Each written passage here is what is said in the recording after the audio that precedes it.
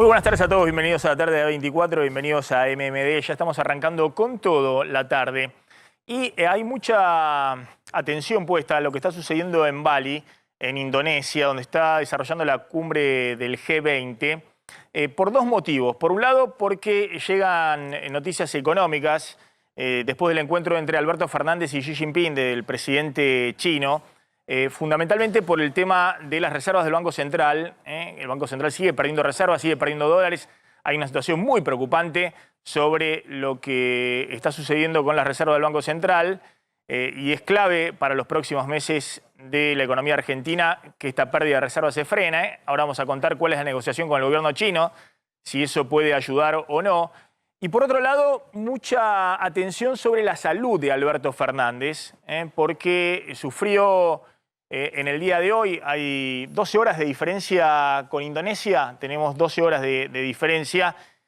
Sufrió una descompensación al principio del día, estuvo el canciller Santiago Cafiero ocupándose de la agenda con distintos países hasta que finalmente retomó la agenda Alberto Fernández. Fíjense lo que decía Alberto Fernández para aclarar lo que le sucedió desde el punto de vista de su salud en una mini conferencia de prensa que dio junto a Cafiero y a Sergio Massa, el ministro de Economía, que también está ahí en la cumbre del G20 en Bali. Bueno, quiero darles las gracias a todos y todas realmente por estar aquí. Gracias por la preocupación de muchos de ustedes que me hicieron llegar por mi estado de salud. Tuve esta mañana una descompensación producto de una gastritis erosiva. Miro a mi médico porque nunca me acuerdo el nombre, que generó un sangrado que me generó una baja de la presión muy importante. Para verificar exactamente el nivel de sangrado nos trasladamos a un hospital de Bali al solo efecto de hacer una endoscopía. Hicimos la endoscopía, un estudio de sangre. Cuando terminamos eso hicimos un ratito de tiempo para la reunión con Xi Jinping, donde definitivamente quería estar. Les agradezco a todos por la preocupación, estoy bien, estoy trabajando bien. Ahí estaba Alberto Fernández. Ahora vamos a contar la reunión con Xi Jinping, que efectivamente es una reunión muy importante desde el punto de vista económico para la Argentina. Pero los periodistas que allá cubriendo la gira cuentan en sus diferentes crónicas en portales locales e internacionales que los médicos del entorno presidencial le recomiendan al presidente volver de inmediato y que el presidente decidió quedarse en la gira. Esto es, por ejemplo, lo que he visto publicó en el diario AR el colega Pablo Ibáñez, que está cubriendo ahí la gira. Bueno, ¿cómo está la salud de Alberto Fernández y de qué se trata este tema de la gastritis erosiva? Ahora vamos a hablar con un médico. Tenemos en contacto al gastroenterólogo, el doctor, ayúdenme, sí. Edgardo Esmecuol, es médico gastroenterólogo, como les decía. Gracias, doctor, por atendernos, muy amable. No, muy amable ustedes, Maxi, por esta comunicación. Espero poder ayudarlos a entender qué es lo que pasa. Bueno, ¿de qué se trata esta gastritis erosiva, según el parte médico que difundió? Vamos a leer el parte médico, así el doctor en todo caso puede subirse sobre ese parte médico de la unidad médica presidencial, que ha sido muy escueto, pero ha tenido terminología técnica. Sí. Sí, gastritis erosiva es técnicamente el diagnóstico de Alberto Fernández. Se trata de una hemorragia digestiva y para algunos, vamos a preguntarle al doctor, sería motivo de internación y de estar con monitoreo permanente por parte de un cuerpo médico. Bueno, leamos el para parte. que después se suba el doctor que tiene la terminología médica. Leamos simplemente el comunicado. Sí, Pablo, dale. En el día de la fecha, el señor presidente de la Nación Argentina, doctor Alberto Fernández, fue evaluado médicamente, se diagnosticó una gastritis erosiva con signos de sangrado, recibió el tratamiento médico adecuado, encontrándose en buen estado de salud y reanudando sus actividades con control médico. Este equipo mantendrá informada a la opinión pública de la evolución médica del señor presidente de la Nación, firmado por Federico Saavedra, el jefe de la unidad médica presidencial. Esto fue un comunicado que se dio hoy a la madrugada de Argentina, previamente había habido otro que hablaba de unos mareos y lo dejaba más abierto, más impreciso. Y esto fue el último parte médico que tuvo. Bueno, Alberto se Fernández. comunicó la vicepresidenta Cristina Fernández de Kirchner, que hace tiempo que no hablaba con el presidente, para saber cómo es su estado de salud. Exactamente, Maxi, lo confirmaron desde el entorno de Cristina Fernández y también el mismo presidente recibió los saludos, la preocupación de parte de la vicepresidenta. Le dijeron un poco lo que sabemos a través de los partes médicos con algún detalle más, que Alberto Fernández estaba en buen estado. Él le dijo que se sentía bien, que lo que quiere es continuar con la gira dentro de lo posible. ¿Qué se hizo por ahora? Se bajó el presidente de algunas reuniones para no hacer la agenda completa, pero no quiere regresar a la Argentina sin cumplir con estar en esa cumbre. Por lo tanto, va a ser reemplazado en la mayoría de algunos actos protocolares por Santiago Cafiero. Esto se lo transmitió también a la vicepresidenta. Le dijo que estaba bien, que muchas gracias por su preocupación. No han trascendido más detalles de la conversación, pero fue básicamente en torno a su salud. Está el doctor Esmecuol, es gastroenterólogo. Gracias, doctor, por atendernos de nuevo. ¿Qué es este tema de la gastritis erosiva? Sí, bueno, nuevamente gracias por esta convocatoria. La gastritis erosiva podríamos definirla como una inflamación, una irritación de la capa que cubre al estómago, ¿sí? Una gastritis, con lo que se llaman erosiones. Erosiones son como unas pequeñas exulceraciones, no llegan a ser una úlcera concretamente, pero su presencia puede ocasionar muchas veces un sangrado leve a moderado, como parece ser el caso del presidente, o en ocasiones ser un sangrado más significativo. O sea, en definitiva, se trata de una inflamación de las paredes internas del estómago que están, vamos a decirlo vulgarmente, como lastimadas y, lógicamente, pueden sangrar, provocando, como aparentemente provocó en el presidente, algún cuadro de hipotensión, según se refiere, ¿sí? A ver, ¿qué me llama la atención del cuadro o de cómo, digamos, la conducta que tuvo la unidad que lo atendió? Sí. Bueno, lo llamativo es que un paciente que ingresa en este centro donde yo trabajo en el Hospital Udaondo, o en un centro privado, etcétera, etcétera, en estas condiciones, si estamos hablando de sangrado y hubo hipotensión, es alguien que merece permanecer al menos en observación, ¿sí? Y no andando, reuniéndose por allí, o ni siquiera viajando. Yo creo que es para quedarse en el sitio donde se encuentra, ¿sí? Que en este caso sería estar vigilado en un centro médico apropiado, donde aparentemente le han realizado una endoscopía y lo han dejado ir. Acá un paciente de ese tipo firma el alta voluntaria para irse, no se puede ir, ¿sí? Es decir, este sangrado es el que provoca la hipotensión. Es difícil saberlo, es difícil saberlo. Vamos a ver con los datos que a nosotros nos dan. Nos dicen que el presidente se sintió mal y tuvo lo que se denominaría vulgarmente un vaído, que aparentemente habría entrado algo hipotenso. Si uno asume que hay un sangrado, que imaginamos leve a moderado, no grave, digamos, merece al menos vigilancia, porque es una condición clínica que puede evolucionar a un sangrado permanente y generar o vómitos de sangre o una materia fecal negra que llamamos melena, ¿sí? Y puede comprometer la vida de un paciente. Así que es llamativo, a mi criterio, más con la investigación presidencial, que Alberto Fernández no haya quedado al menos en observación. Me resulta extraño, ¿sí?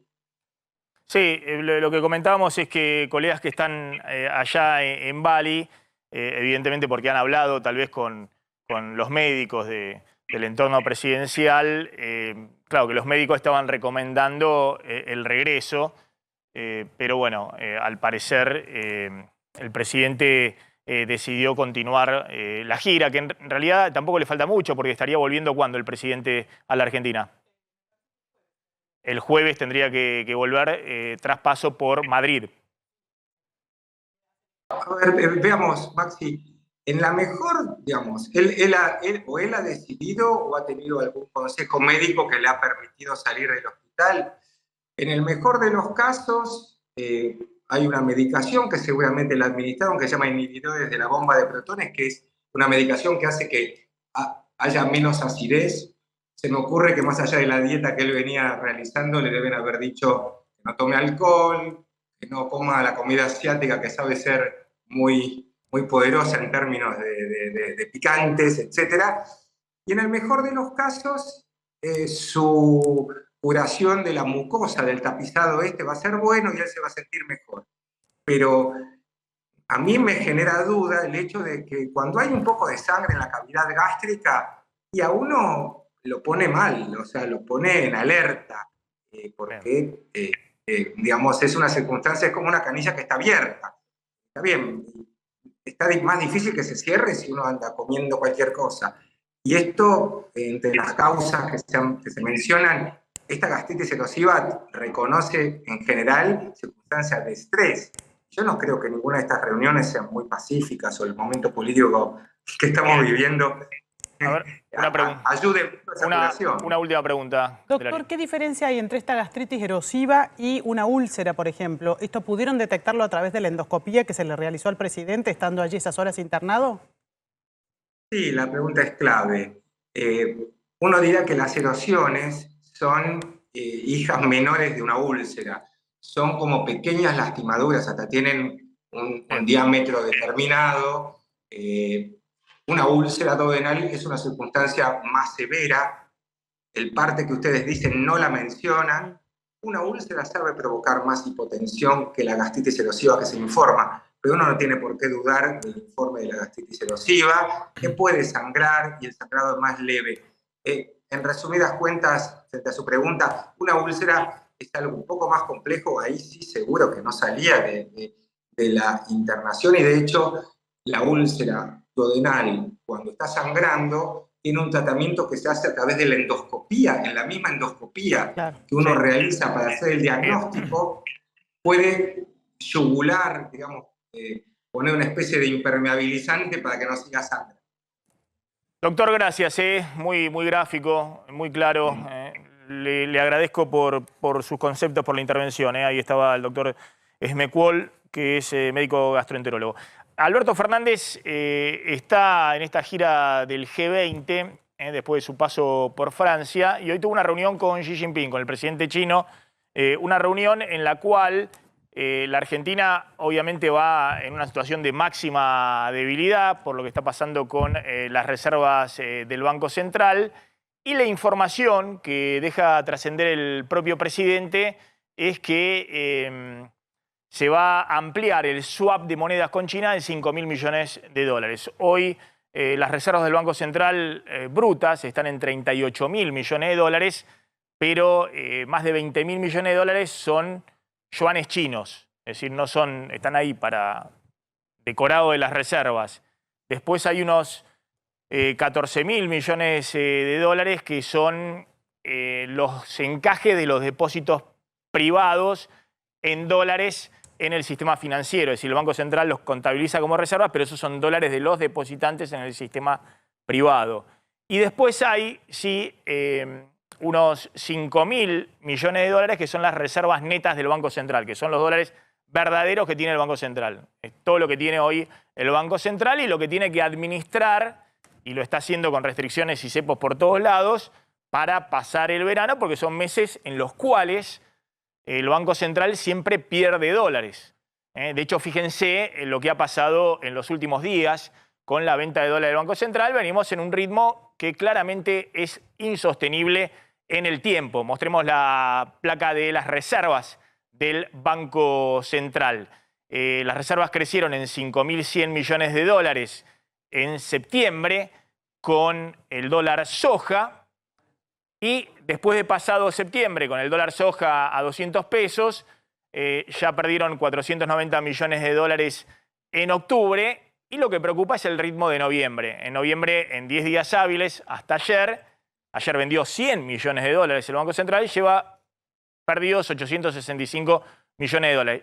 Ya con solo 10 días hábiles de noviembre, la mitad del mes, es el segundo mes de mayores ventas en lo que va del año. El anterior habían sido con 1.300 millones de dólares en todo el mes, julio, el mes de la corrida, de que se fue Guzmán, se fue Batakis, la crisis total del gobierno. Bueno, es una dinámica verdaderamente preocupante y por eso el Banco Central está viendo cómo administra el pago de importaciones. Hay restricciones por todos lados, pero tiene obligaciones en los próximos meses importantes de dólares que afrontar. Bueno, la novedad es que van a ampliar el swap de monedas con China en 5.000 millones de dólares. Así que inmediatamente, si esto se concreta a fin de mes, las reservas brutas podrían crecer de 38.000 a 43.000 millones de dólares. No importa.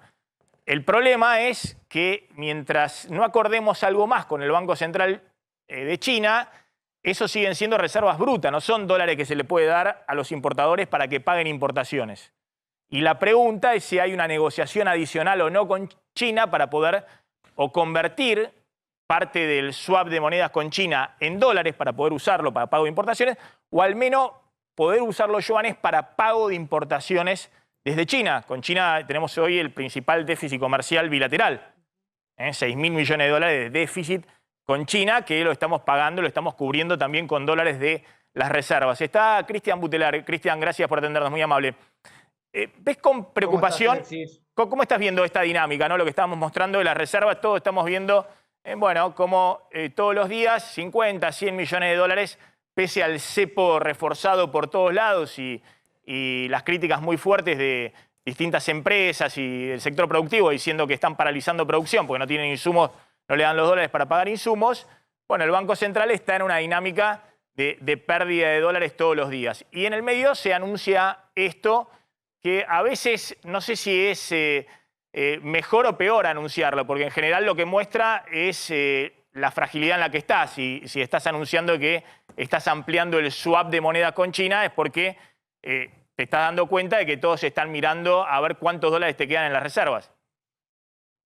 Bueno, ahí tenés varios puntos para marcar. Primero, que lo que está pasando hoy era algo esperable y lógico. Lo que se hizo con el dólar soja no fue incrementar las exportaciones, sino fue adelantarlas, ¿sí? Entonces, lo que vos te ingresó en el mes de septiembre no te iba a ingresar en octubre, noviembre, diciembre y enero. Entonces era algo más que lógico que hoy te estén faltando dólares. Por otro lado, lo del swap con China es algo positivo, ¿sí? Poder tener más siempre y cuando vos lo puedas usar, claro. ¿No? Que también creo que es parte de lo que hoy se está negociando, como bien marcaste vos, que bueno, se pueda hacer más rápidamente esa puesta a punto de esos yuanes para por lo menos utilizarlo con las importaciones que vienen de China. Y por último, si están teniendo 100 millones de dólares diarios de pérdida, 70, 80, bueno, alguien se lo está llevando, o sea que algo de importaciones se está viendo. Cuando uno mira el tema del balance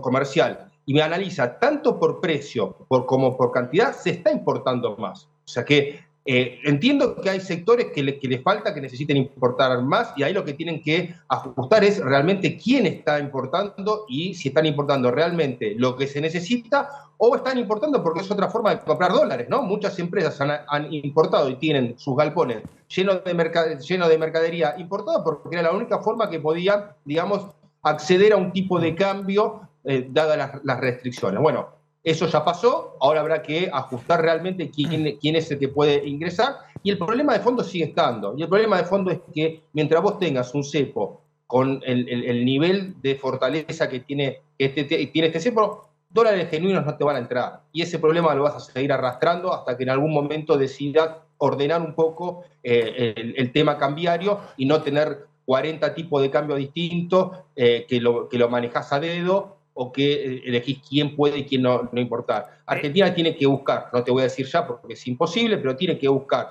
empezar a ordenar su política cambiaria para ir hacia un mercado único en el tipo de cambio. Y si en el medio tenés que hacer un desdoblamiento, bueno, hagan un desdoblamiento como corresponde, en forma profesional, y no lo que tenés hoy, que son 20 tipos de cambio distintos de acuerdo a la actividad. Cristian, ahí estamos viendo, ¿no? Bueno, ahí estábamos viendo hasta recién, que es lo que estoy tratando de contar, que el Banco Central después de septiembre vendió entre octubre y el día de ayer 1.355 millones de dólares. esto es el 26% de las reservas netas de los dólares que acumuló con el dólar soja de 200 pesos, que había acumulado 5.100 millones de dólares, con lo cual hoy las reservas netas, los dólares reales que tiene el Banco Central, están en 5.400 millones de dólares. Si seguimos en este ritmo, a fin de año iban a bajar de los 4.000 millones de dólares o menos, depende de cómo vayan regulando el cepo para pago de importaciones. Ahí obviamente te alejás de la meta de fin de año con el FMI, la meta de reservas, que está en 6.575 millones. Pero en última instancia, ¿vos crees que sigue instalada la idea esta de si van a devaluar o no finalmente el tipo de cambio oficial, ese que está en 161 pesos del mayorista?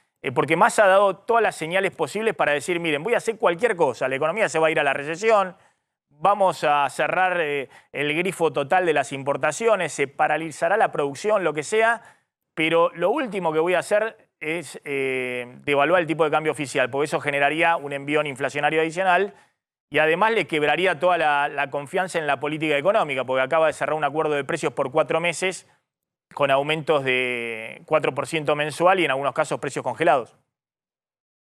Mira, devalúan todos los días. Claro, ¿sí? O sea, no, estamos hablando de un salto, exactamente. O sea, devaluaban todos los días. Hace 3 años que están anunciando o esperando algunos el salto cambiario que no se da, ¿sí? Y que, como bien marcaste vos, han dado 1000 pruebas de que si tienen que ajustar no será por precio, sino que va a ser por cantidad. Lo vienen haciendo hace 3 años y creo que van a seguir haciéndolo durante este último año. Y de última, devaluar, ¿bajo qué plan económico?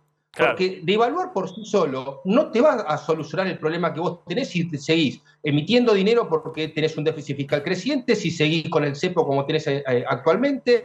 O sea, realmente, cuando me piden devaluación, digo, puede ser que sea necesaria una devaluación, pero decime cuál va a ser el contexto dentro de qué plan económico para saber si va a ser sostenible o no sostenible y si te va a sacar de este problema o simplemente te lo va a agravar. Devaluar hoy un 20, 30, 40% y no hacer nada más, únicamente te va a agravar todos los más problemas inflación. Que tenés entre la inflación. Exactamente. Tal cual. Más estampida inflacionaria. Van a ir por el camino de desdoblar el tipo de cambio. Sí. Obviamente va a haber un nuevo dólar soja a partir de marzo, que no va a ser el del dólar oficial. Van a hacer cualquier cosa tratando de que no haya un salto. Devalúan todos los días con el crawling peg, las mini devaluaciones diarias, pero que no haya un salto en el tipo de cambio oficial. Pero bueno, es clave que no pierdan la reserva que tiene el Banco Central, porque si se quedan sin reservas no hay demasiadas alternativas.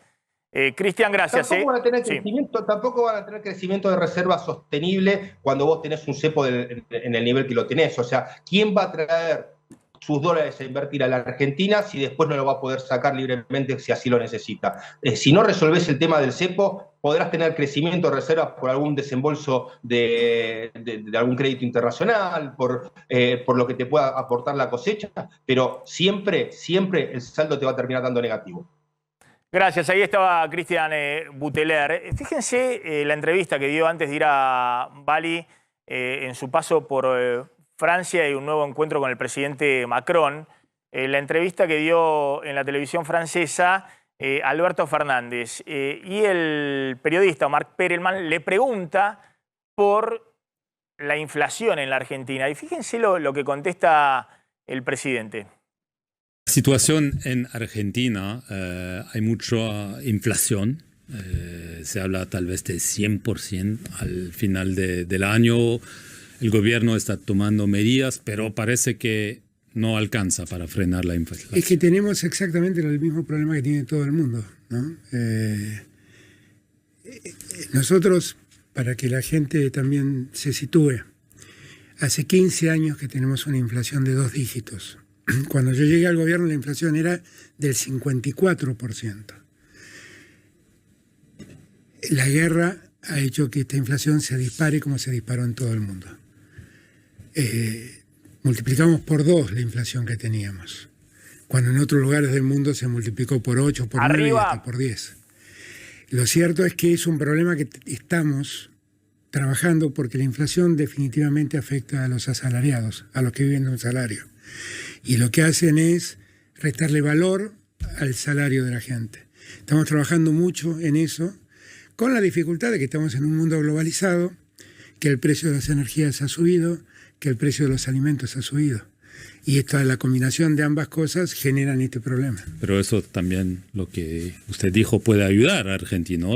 Bueno, energía, alimentos. Hay unas personas que dicen que la guerra en Ucrania tal vez no sé, una buena cosa para países como Argentina. Yo efectivamente creo que para un país productor de alimentos y un país que es la segunda reserva de gas no convencional del mundo, es una gran oportunidad. Que somos, junto con Chile y Bolivia, tenemos el 66% de las reservas de litio del mundo. Hay una gran oportunidad. Yo lamento que la oportunidad sea como consecuencia. Lo que me interesaba de esta entrevista es, el presidente dice, en la Argentina se duplicó la inflación nada más y en otros países se multiplicó por 10. Por eso, bueno, nosotros teníamos 50% de inflación, ahora tenemos 100. Es España el tema de lo que pasó afuera. Otros países, no sé, España tenía 2, ahora tiene 10% de inflación, se multiplicó por 5. Si alguien le dio ese argumento al presidente, que por favor no lo vuelva a repetir, digamos, porque queda mal, digamos, que el presidente afuera dé argumentos que llevan a pensar de que no entiende absolutamente nada de lo que está pasando en la economía de su país, al menos en términos inflacionarios. Acá puede decir cualquier cosa porque es parte del juego político, pero no queda bien que afuera el presidente diga cualquier cosa para explicar por qué Argentina tiene 100% de inflación y por qué esa inflación tiene una aceleración desde julio de este año, cuando tocamos el 7%, cuando en el resto del mundo vienen bajando la inflación. Es decir, Estados Unidos tuvo el récord de inflación en el mes anterior y desde entonces viene con niveles de inflación descendentes. Brasil viene con 3 meses de deflación, también con una inflación elevadísima, tocó los 2 dígitos, hace mucho tiempo que no tocaba en Brasil y en los últimos 3 meses nosotros nos hemos ido desde junio, que estábamos proyectando en la Argentina una inflación para este año del 60%, aún incluido el impacto de Ucrania, nos hemos ido a una inflación del 100% por el descalabro que ocurrió en esta economía entre junio, julio y está ocurriendo hoy. Algunos dicen, ¿y cuándo explota? ¿Cómo puede ser? Si esto no, al contrario, nunca, ya explotó. Explotó en junio, cuando se desarmó la posición de peso de los bonos, se disparó el dólar y la inflación se aceleró a ritmos que no habíamos visto nunca en las 3 décadas. Desde 1990, que tuvimos la segunda hiperinflación, que no veíamos en la Argentina estos niveles inflacionarios. Está Mark Perelman, que es periodista de France 24, que le hizo la entrevista al presidente Alberto Fernández. Gracias por atendernos, muy amable. Mucho gusto. Usted le hizo la pregunta al presidente por 100% de inflación. Me imagino que hoy en Francia, cuando ven el 10% o el 9% de inflación, están un poquito más acostumbrados. Hace mucho tampoco que no se veía en Europa. Pero el 100% de inflación me imagino que le sigue causando un impacto mayor. No sé si lo convenció el presidente con la respuesta. Bueno, con la respuesta, obviamente, él dice que era peor antes en Argentina y que es un poco lo mismo ahora en todo el mundo, diciendo que tal vez es mejor en Argentina porque solo se duplicó y en otros países se multiplicó por 10. Pero como le dijo hace un momento, no es el mismo de pasar de 50 a 100 y de pasar de 2 a 10. Y es verdad que en países europeos la inflación casi desapareció. No se hablaba de un aumento de precio y ahora sí se habla mucho, pero se habla de 10% o algo así. Entonces, obviamente la respuesta del presidente no es suficiente. Él dice, bueno, hacemos todo lo posible para frenar la inflación, pero diciendo eso, él dice, bueno, es el mismo en todos los lugares, es una manera de decir, bueno, hacemos lo que podemos, pero hasta ahora no lo logramos. Hay un punto, digamos, en el cual usted dice, bueno, el tema de la guerra, ¿no? Porque el presidente se queja por la guerra y es muy interesante porque usted le refiere algo que es que en el balance la guerra termina favoreciendo a Argentina. Los economistas hacemos las cuentas y lo que importamos de más por la disparada del precio del gas, del GNL, se más que compensa por la soja a $600. Es decir, la Argentina ha tenido un ingreso excepcional de dólares que en el saldo sigue siendo muy positivo. 5.000, 6.000 millones de dólares extra en el saldo. Esto es un poco también lo que usted le refería, digamos, de que desde Europa, que sí están en problemas enormes por el tema de la guerra, ven a países como la Argentina en el que este escenario es una oportunidad.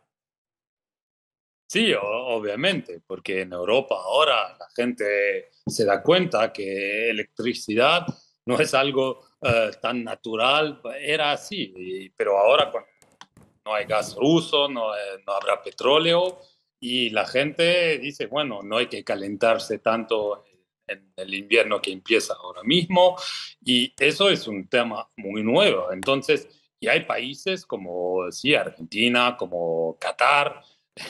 Se habla mucho de Qatar por el fútbol, pero también Qatar tiene energía, Argelia, Libia, son Azerbaiyán. Entonces se descubre que hay que diversificarse, que Rusia ahora está cerrada y entonces hay otros países que sí pueden beneficiar de esta situación y los europeos ahora están buscando también. Por ejemplo, hablando de América Latina, el presidente Macron, con quien el presidente Fernández se encontró varias veces, y bueno, obviamente tienen una muy buena relación. El presidente Macron se encontró con el presidente y dijo así, presidente Nicolás Maduro, en la COP en Egipto, ¿no? Y no es porque le gusta mucho Maduro, pero le gusta mucho el petróleo venezolano. Entonces, bueno, obviamente Argentina de una cierta manera, el presidente Fernández me lo dijo, bueno, es triste que es por la guerra, pero es una oportunidad para alimentos, para energía, pero ahora hay que concretarlo. No es tan fácil porque la distancia, porque los vínculos de todo lo que tiene que ver con energía de Europa no son tan con América Latina, pero mucho más como un lugar para Rusia. Pero obviamente para Argentina parece una oportunidad, aunque obviamente para la gente tienen problemas con inflación y que esto de una manera es como decir que, bueno, tendremos que beneficiar, pero por la situación en Argentina no se puede beneficiar de esa energía que se vende o que se podría vender en lugares como Europa. Le hago una última pregunta respecto a la relación entre Alberto Fernández y Macron. Creo que Macron ha sido el líder que más lo ha recibido al presidente, ¿no? El presidente ahí siente que tiene un apoyo que no encuentra en ningún otro lado del mundo con el presidente francés. ¿A qué se debe semejante apoyo? ¿Se han visto cuántas veces? Creo que se ha visto más con Macron que con Cristina ahí es en muy el último año. importante, Maxi, el rol del embajador. Vos sabés que tiene una relación bastante particular con Macron y ello ayuda muchísimo también a que los dos presidentes terminen viéndose. Es decir, no es que de la nada encuentran un momento para verse, sino que hay un trabajo muy arduo de la embajada para armar este tipo de encuentros. Creo que incluso se encontraron ahora en Francia. Volaron a Bali, a la cumbre del G20, y volvió a cenar con Macron, Alberto Fernández. ¿A qué se debe ese lazo tan estrecho? Bueno, obviamente hay una conexión intelectual entre los dos, un puente también con la izquierda, que ahora obviamente en Brasil con Lula, en Colombia con Petro, que también estaba en París, está dominando y el presidente... Yo al presidente hoy no lo veo atreverse a explicar la inflación ya con el tema de la crisis internacional. Me parece que le salió eso ahí en Francia, pero acá no se atreve. Hace tiempo que desde que anunció la guerra contra la inflación, cuando íbamos al 50-60% de inflación, en marzo el presidente no dijo ni cómo anda la guerra ni nada, trató de huir de ese tema. Encargate vos, Sergio Massa, ministro de Economía. Me parece que no se atreve el presidente en estas condiciones a seguir diciendo miren, sigue siendo el mundo el problema de nuestra inflación. Y es más, cada vez que ha hablado últimamente ha dicho, bueno, es muy difícil para nosotros encontrar una vuelta a la inflación, estamos trabajando, ha sido un poquito más recatado. Pero bueno, se nota que afuera el presidente se suelta y dice otras cosas. Hay que ver qué le dice mañana Kristalina Georgieva, ¿no? Me está llamando, ahora volvemos a la cumbre del G20 en Bali. Me está llamando Gabriel Prosperi en el móvil. Gabriel. Hola Maxi, ¿cómo estás? Buen mediodía. Estamos en un caso estremecedor, en un lugar en el cual están desesperadamente esperando que vuelva Susana Cáceres, 42 años, madre de 4 hijos. Hace una semana que desapareció de su casa. Le dijo a su mamá, con quien vive en la casa aquí en Villa Trujillo, en el partido de Moreno, voy y vengo enseguidita, voy a pagar algo y vuelvo. Nunca más volvió. Dejó sus pertenencias en su casa. Hace instantes nada más, personal de la Delegación de Investigaciones de la Policía de la Provincia de Buenos Aires estuvo en la casa de Susana revisando sus pertenencias. Tan rápido iba a volver que dejó aquí su documentación, dejó aquí su celular. Evidentemente todo eso se va a peritar. En estos momentos, Maxi, se va a realizar un allanamiento, un rastrillaje en la casa del único demorado. Al parecer, este hombre tenía una relación con Susana, una relación de hacía muy poco tiempo. Un hombre de malvivir, según dicen sus allegados, los allegados de Susana. Van a ir a la casa. Fue demorado en las últimas horas porque se le encontró un arma calibre 45. Van a ver qué pueden encontrar allí. Mientras tanto, también revisaron la casa y una finca lindera a la misma para ver si había algún rastro de Susana. Reitero, 42 años, 4 hijos. Hace una semana que no se sabe absolutamente nada de ella. Pero estamos en momentos culminantes, Maxi. Reitero, van por la casa del único demorado, el único sospechoso hasta el momento. Una relación que mantenía con ella, según sus allegados, una mala yunta, como se dice habitualmente en las barriadas. Por eso es que se sospecha de este hombre y la familia está pendiente de lo que puede ocurrir porque son horas decisivas. Rastrillaje y en cualquier momento podemos tener un resultado respecto de esto. Susana Cáceres, 42 años, desaparecida hace una semana. Gracias, Gaby Prosperi. Lo siguen ahí en la cobertura de A24. ¿Qué está pasando con los planes sociales? Ha habido denuncias respecto a los que compraban dólares, tenían bienes personales, tenían inmuebles, automotores. Y hay un pedido de interpelación de la ministra de Desarrollo Social, Tolosa Paz, en el Congreso. ¿Tenés los números de efectivamente cuáles han sido las irregularidades que han encontrado hasta ahora? Hay dos líneas para tener en cuenta. Por un lado, lo que tiene que ver con la parte judicial. El fiscal Marijuán pidió que se investigue, que se inicie una acción penal y por otro lado, que se suspendan provisoriamente los planes sociales que estaban de manera irregular.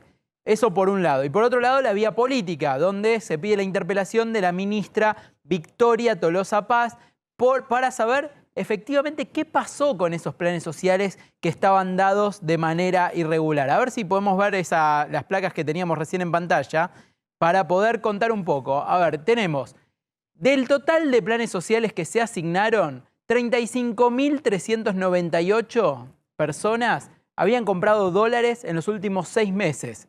Es decir, una incompatibilidad porque supuestamente no se puede comprar dólares a la vez que se recibe este plan Potenciar Trabajo. Se detectaron también 2.870 fallecidos, personas que estaban cobrando y que no se sabe, habían fallecido, no se sabe por qué están cobrando. Por otro lado, tenemos 253.184 que presentaron en el último tiempo declaración jurada de bienes personales. ¿Esto por qué es incompatible? Bueno, porque lo que dice la reglamentación del programa Potenciar Trabajo es que las personas que tienen más de un inmueble o un automotor de menos de 10 años de antigüedad no pueden comprar, no pueden contraer este plan, no pueden recibir este plan social, el Potenciar Trabajo. ¿Cuál es el problema de esto? Bueno, si presentaron declaración de bienes personales, esto indicaría que justamente tienen más de esas propiedades.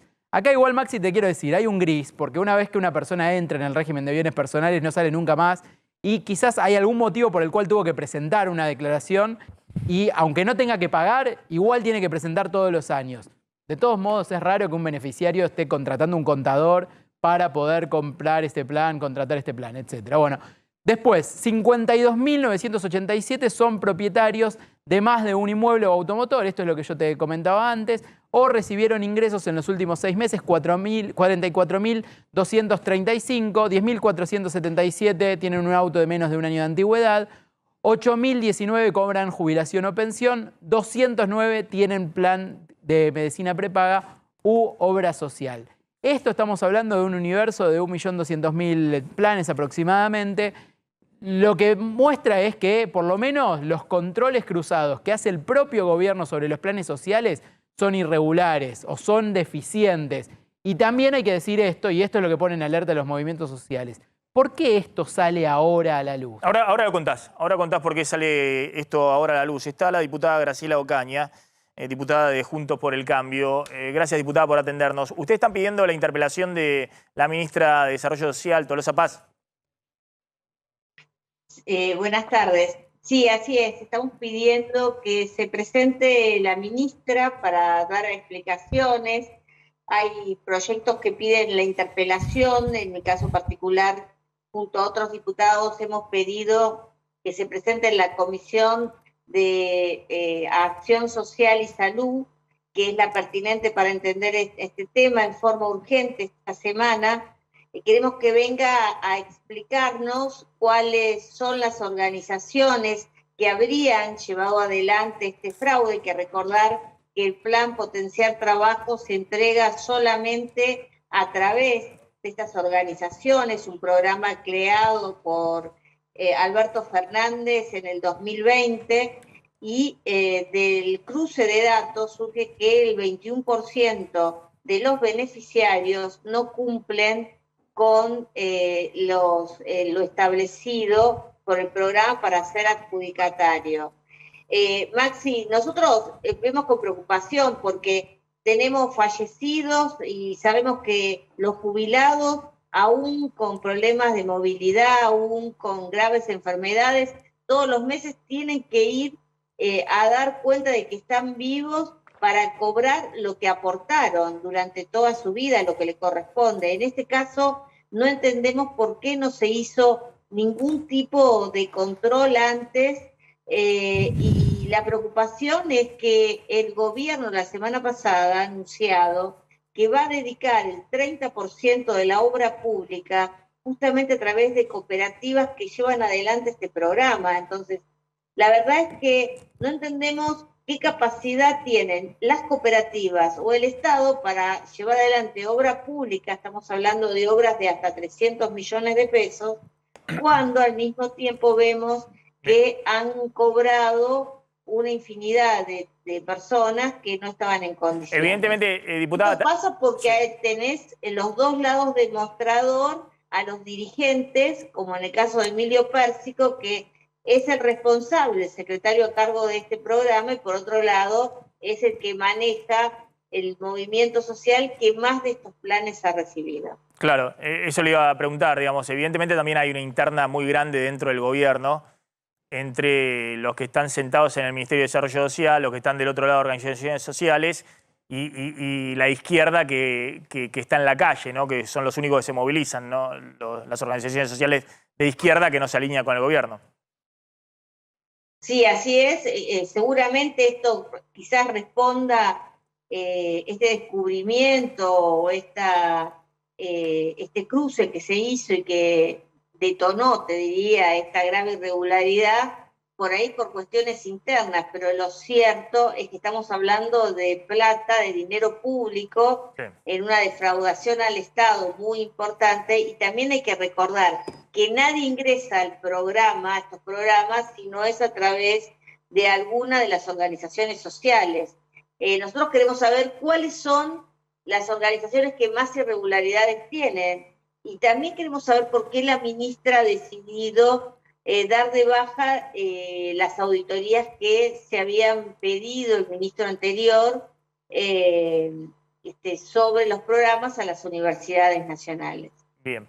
Diputada, gracias, muy amable como siempre. Ahí está la diputada Juntos por el Cambio, Graciela Ocaña. Maxi, para aportarte un poco, a ver, hay algo que es importante que tiene que ver con que este informe de la AFIP no lo conoce nadie, por un lado. Lo que hay, el único documento oficial que hay es un documento que se plantea en el escrito de Marijuán, y ahí sacamos todos los datos, más allá de lo que filtró la AFIP.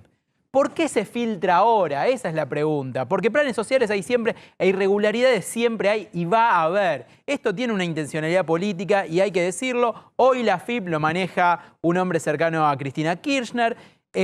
Y a su vez hay una interna muy importante por el manejo de los planes sociales. Intendentes están que trinan, no quieren saber más nada con que los piqueteros manejen los planes sociales. Y por gobernadores pasa lo mismo, sienten que se les descontrola el territorio. Y por último, la última cuestión es también entra en la interna entre Alberto Fernández y el kirchnerismo. Salió a hablar Mauricio Macri de lo que está pasando en la campaña electoral. Macri dijo, si Perón resucitara, votaría a Juntos por el Cambio. Mirá. Pero quiero decirles que a diferencia de muchos, soy optimista por los próximos. La rebeldía más atropello. Dijo eso.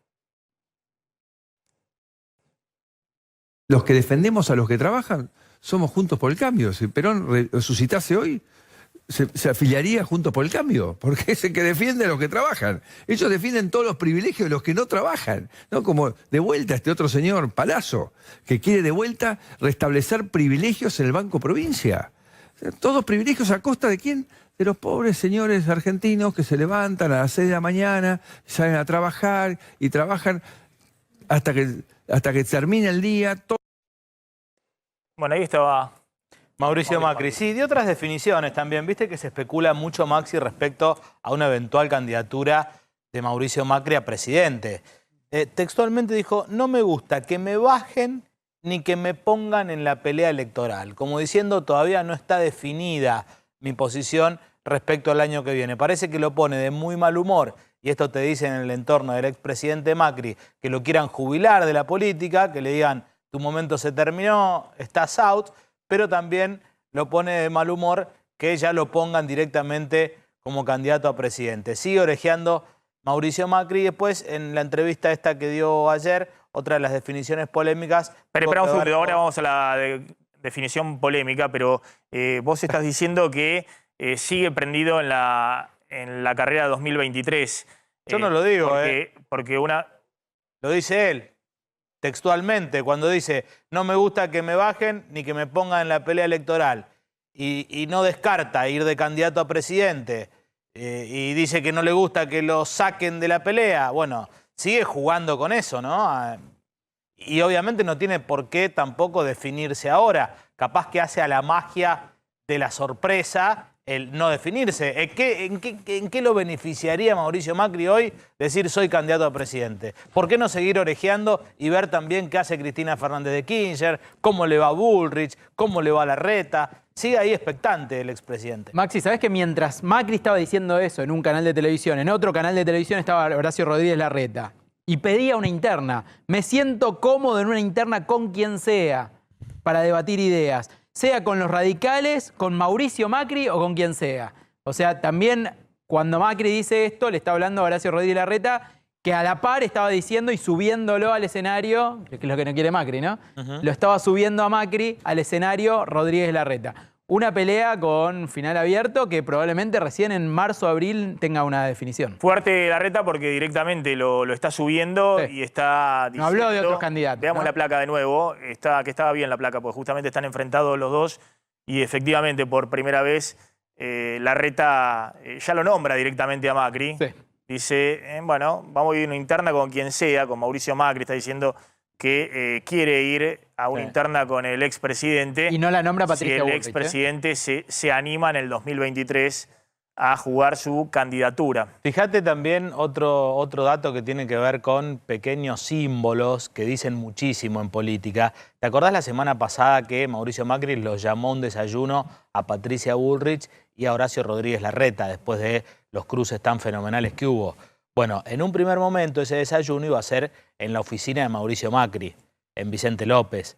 Esto no salió mucho en los diarios, pero del larretismo, por llamarlo de alguna manera, le dijeron a Horacio, no, vayan a un lugar neutral. ¿Por qué tienen que ir como dos dependientes del gran jefe a reunirse en la oficina para que le diga, chicos, no se peleen? Y terminaron reuniéndose en una confitería, en un lugar neutral, no en la oficina de Mauricio Macri. Es decir, son pequeñas cositas que también te van mostrando que ya se le animan y algunos dicen hay que esperar el momento en el que Larreta y Bullrich cometan el parricidio en términos políticos, se desvinculen del todo de Macri como gran jefe. Es decir, Macri está contestando, no me gusta que me bajen ni me pongan en la pelea electoral, está contestando a Ritondo que dijo, Macri dijo que no iba a ser candidato, los candidatos son Larreta, Vidal y Bullrich. Sí. Y le está contestando a Larreta que ayer dijo, como vos decías, puedo ir a una interna con quien sea, con Mauricio Macri o con quien sea. O con los radicales. Sí. La excluye a Patricia Bullrich, ese dato también es llamativo. No es la primera vez que Larreta hace esto. Siempre que habla de sus competidores internos,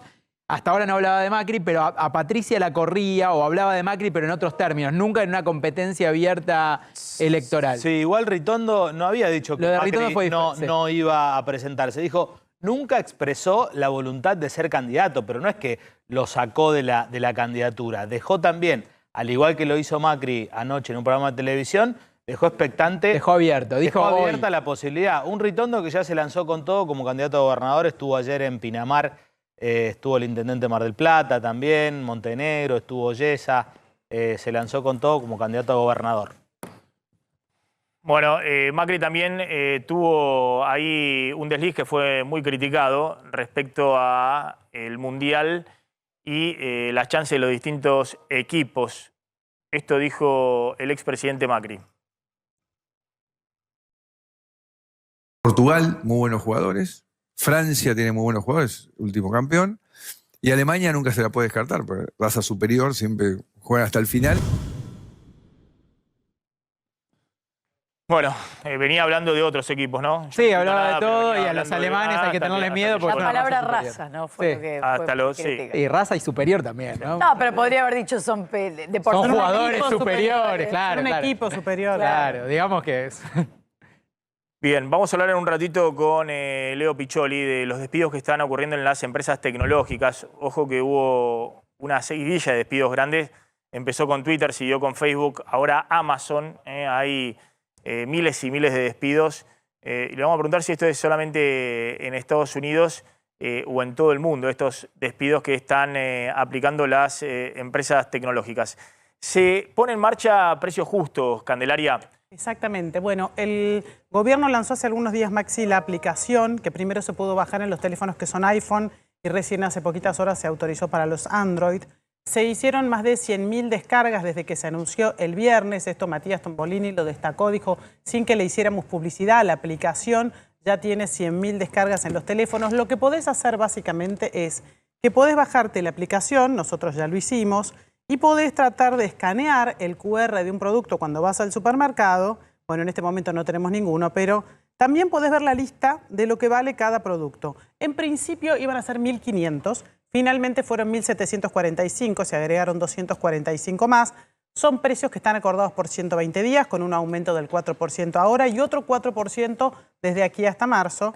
Y estamos viendo, mira, vimos la aplicación, por ejemplo, podemos ver el precio justo de un aceite de determinada marca de 500 centímetros cúbicos y si no encontramos el precio podemos denunciar el producto que está más caro o que lo encontramos en algún comercio con otro valor.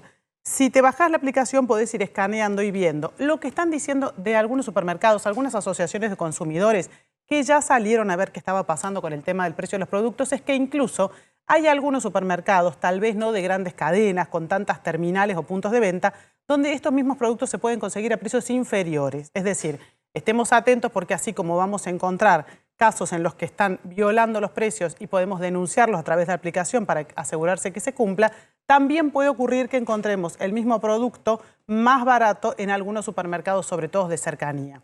¿De qué manera se va a salir a controlar durante estos 120 días que los precios se cumplan? Básicamente el Ministerio de Economía, la Secretaría de Comercio Interior que dirige Matías Tombolini, hizo un acuerdo con intendentes. Se va a capacitar a personal de los distintos municipios, sobre todo lo que tiene que ver con el conurbano bonaerense, para que agentes municipales salgan a ayudar en el control de los precios. Y en el caso de que haya sanciones para empresas, cuando esas empresas paguen una multa, un porcentaje va a ir al municipio que colaboró a tratar de controlar que los precios justos se cumplan. Es algo así como un precios cuidados, un poquito más amplio, con estos acuerdos ya preacordados, estos aumentos ya preacordados hasta marzo, con los cuales, a ver, El mismo viceministro de Economía, Maxi, salió a reconocer que esto no es para combatir la inflación, es para tratar de garantizar que haya una canasta de productos que respete ciertos precios por un tiempo determinado. Sabemos que esto no es lo que combate la inflación de fondo, ¿no? Ahora vamos a hablar, cuando volvamos de la tanda, de los acuerdos de precios que hay en marcha y bueno, qué está apostando el gobierno y si puede efectivamente generar algún tipo de desaceleración de la inflación si te faltan los dólares en el Banco Central. Fíjense las diferencias de precios, este relevamiento que hizo Claudio Slotnick, que hay entre distintos productos, iguales productos en distintos supermercados.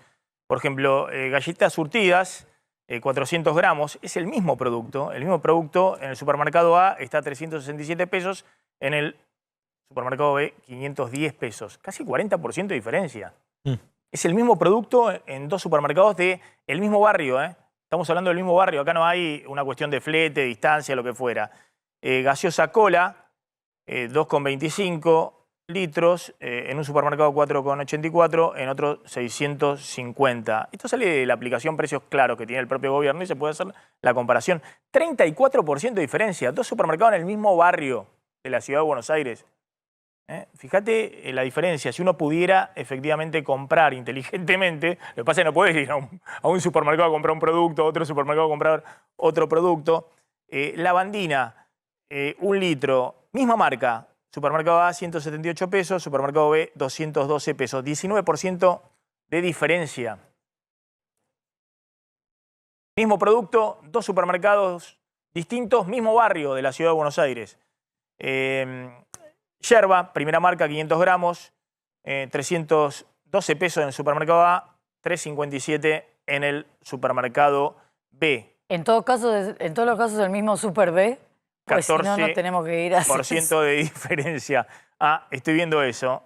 Sí, es cierto. No creo. Y en el caso de la harina también hay 11,7% de diferencia. Este es un relevamiento que hizo Claudio Slotnick. Después vamos a ver, porque me parece que no es tan fácil, digamos. No es que vas al supermercado B y ahí están todos los productos más caros y en el otro más baratos. Sino que se mezclan, pero algunos ponen algunos productos mucho más caros y otros productos mucho más barato. Para hacerte el gancho. Pero bueno, hay una diferencia muy importante. Está Sandra González de ADECUA, de Defensa del Consumidor. Gracias, Sandra, como siempre. Esto es algo histórico. ¿Por qué se dan estas diferencias tan marcadas de precios? Obviamente la gente está perdida con 100% de inflación, pero 40%, 30% de diferencia, mismo producto, misma marca, dos supermercados distintos en el mismo barrio de la ciudad de Buenos Aires. ¿Por qué se dan estas diferencias? Bueno, buenas tardes y gracias a ustedes. Lamentablemente, esto pasaba en diferentes barrios antes. Hoy pasa esta diferencia en una cuadra y en la otra cuadra tenés esta diferencia que vos estás marcando. Es real lo que dicen, es que lo más barato no se concentra en un solo lugar. Es como que el consumidor tiene que hacer una misión imposible de ir de un lado para el otro y comprar una cosa en un lado, una cosa en otro y otra cosa en otro. Cosa que hoy la gente lo hace, ¿eh? Ojo con ese tema, porque está sumamente agotada y no le alcanza la plata. No le alcanza la plata para poder comprar lo básico e indispensable.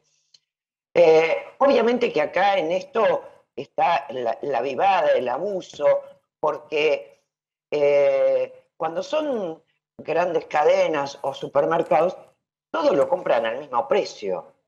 Todos lo compran al mismo precio. Después es vos a qué precio lo ponés o a qué precio no lo ponés.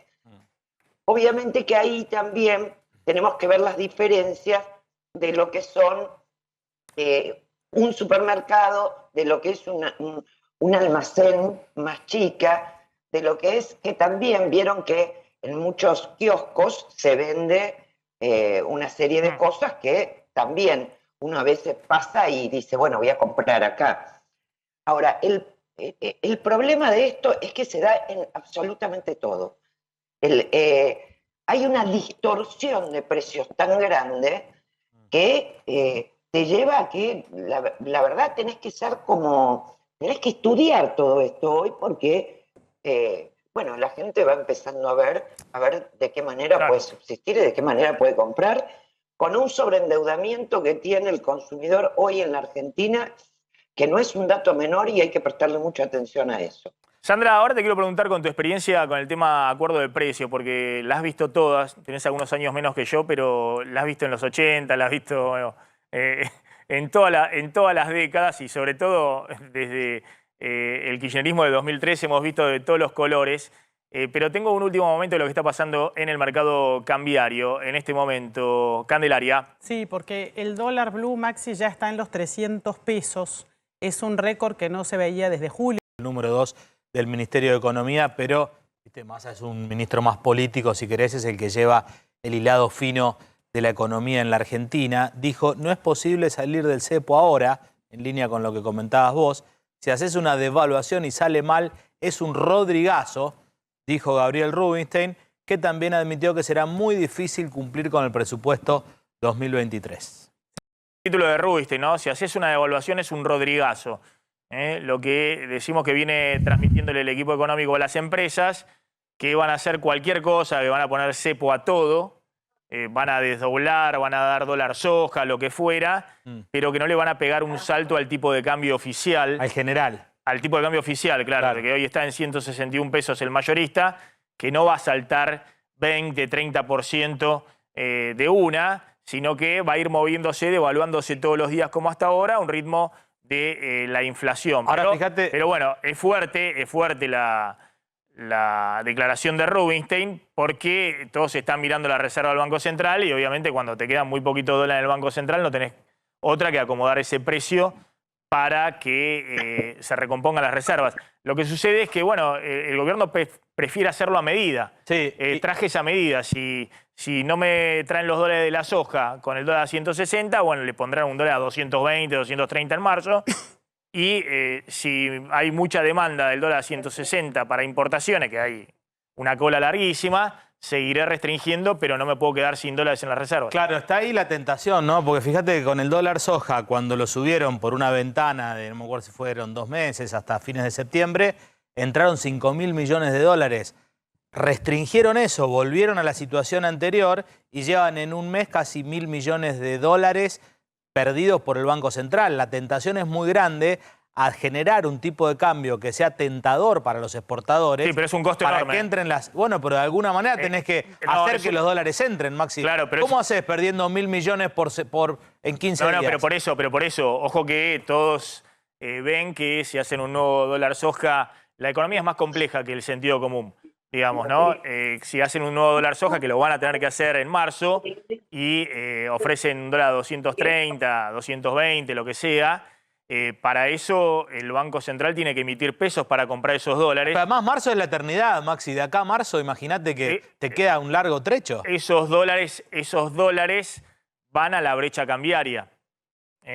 Para comprar el dólar soja, los 5.000 millones de dólares, se emitió 1 billón de pesos.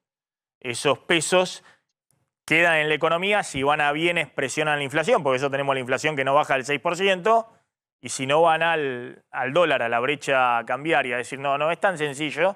Y obviamente todos ven cómo se deteriora aparte el balance del Banco Central. El Banco Central compra dólares de 200 y está vendiendo dólares a 160, a 140.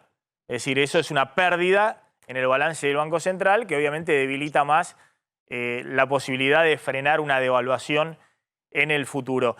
Sandra, la pregunta que te hacía es, el gobierno ha hecho, veamos la placa de lo que es el precios justos y los acuerdos de precios que hay dando vuelta en la economía argentina. El acuerdo de precios justos, según dijo Massa, es un acuerdo por ahora con 1.765 productos, con un aumento del 4% en noviembre y después 0% entre diciembre y marzo. Pero a su vez, esto lo dejó trascender Rubinstein y lo están confirmando desde Economía, estas mismas empresas que entran al precios justos, que son poco más de 100 empresas, quieren sumar unas 125, 130 empresas, se comprometen con una canasta de 30.000 productos que estas mismas empresas fabrican para que los aumentos ya desde noviembre hasta marzo sean de solo 4%.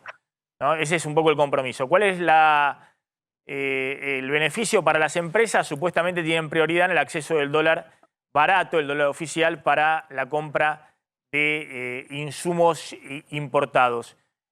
Vos ves con tu experiencia, Sandra, de lo que has visto de acuerdo de precios y demás, y una vez más acá se apela a que la gente que está totalmente desorientada con los precios, cuando la economía tiene 10% de inflación, 20% de inflación es una cosa, o 25%, y otra cosa es cuando estás en 100% de inflación. Hay algunos precios que quedan más baratos, otros quedan más caros, y uno termina desorientándose en la referencia de los precios.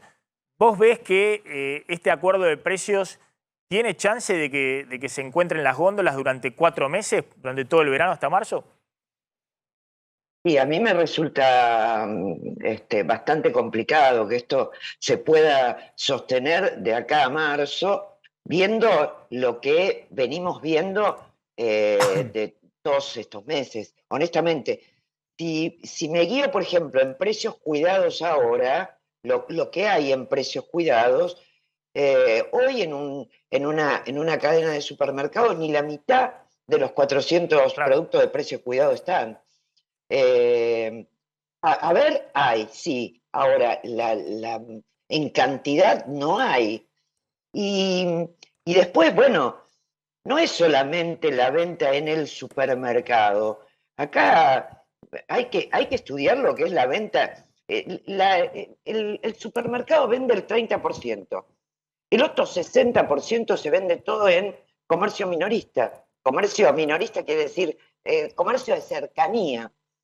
Entonces, realmente no es tan fácil. Puede ser un paliativo, puede ser una cuestión de que se acomoden algunos precios. Hay una realidad que las propias cadenas de supermercados, en algunos casos, tienen precios más baratos de los que se están acordando y se están poniendo en góndola. Y por otro lado, después que se dio el acuerdo, fueron muchos días que se va a hacer un acuerdo de precios justos. En el mientras tanto, colchón de precios también claro. Seguían aumentando precios. Entonces, se plantó el precio, pero con un aumento considerable.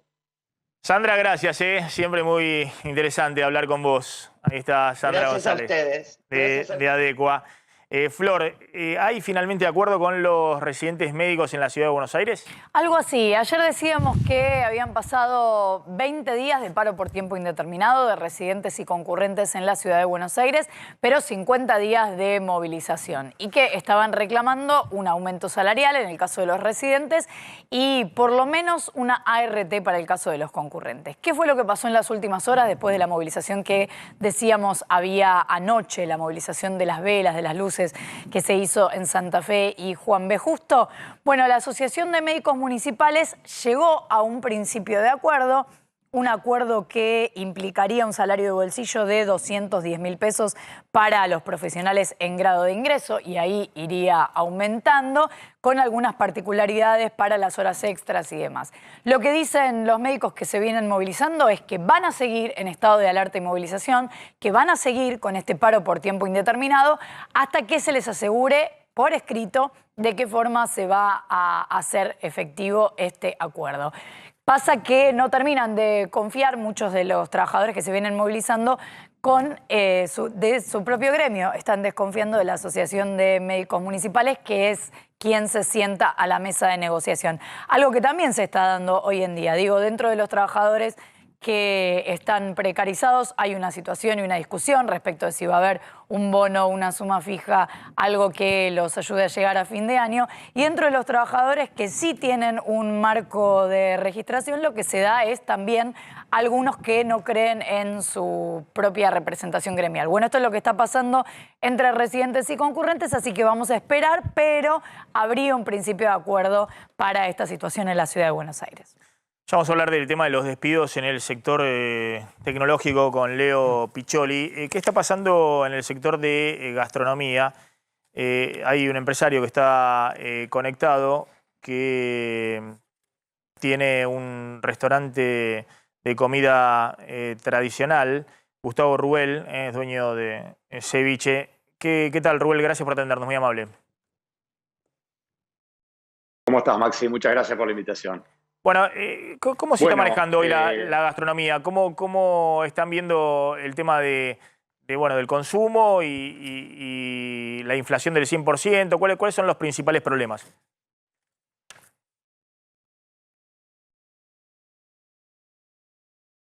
¿Está escuchando?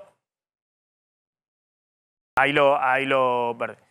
Obviamente hay un grupo de empresarios que son los empresarios industriales que están con tema de falta de insumos, porque son empresarios que fabrican con insumos importados, con insumos que básicamente tienen un problema grande de temas de importación.